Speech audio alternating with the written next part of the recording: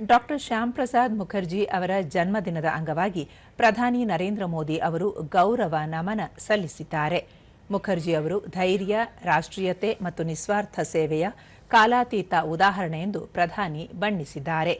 ಈ ಕುರಿತು ಲೇಖನ ಬರೆದಿರುವ ಅವರು, ಡಾಕ್ಟರ್ ಮುಖರ್ಜಿ ಅವರ ಸಾರ್ವಜನಿಕ ಜೀವನವು ಭಾರತದ ಅವಿಭಾಜ್ಯತೆಗೆ ಮೀಸಲಾಗಿತ್ತು.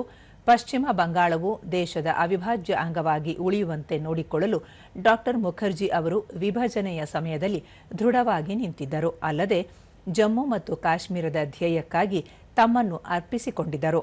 ಅಂತೆಯೇ 2019ರಲ್ಲಿ 370 ಮತ್ತು 35A ವಿಧಿಗಳನ್ನು ರದ್ದುಗೊಳಿಸಿರುವುದು ಅವರ ಹುತಾತ್ಮತೆಗೆ ಸಲ್ಲಿಸಬೇಕಾದ ಅತ್ಯಂತ ಸೂಕ್ತವಾದ ಗೌರವವಾಗಿದೆ ಎಂದು ಪ್ರಧಾನಿ ಹೇಳಿದ್ದಾರೆ.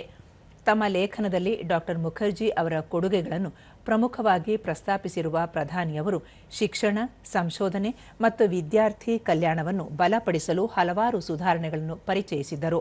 ದಾಮೋದರ್ ಕಣಿವೆ ನಿಗಮ ಮತ್ತು ಸಿಂಧ್ರಿ ರಸಗೊಬ್ಬರ ಘಟಕಗಳಂತಹ ಉಪಕ್ರಮಗಳ ಮೂಲಕ ಆಧುನಿಕ ಕೈಗಾರಿಕಾ ಭಾರತಕ್ಕೆ ಅಡಿಪಾಯ ಹಾಕಿದ್ದಾರೆ ಎಂದು ಡಾಕ್ಟರ್ ಶ್ಯಾಮ್ ಪ್ರಸಾದ್ ಮುಖರ್ಜಿ ಅವರ ಸಾಧನೆಯನ್ನು ಸ್ಮರಿಸಿದ್ದಾರೆ.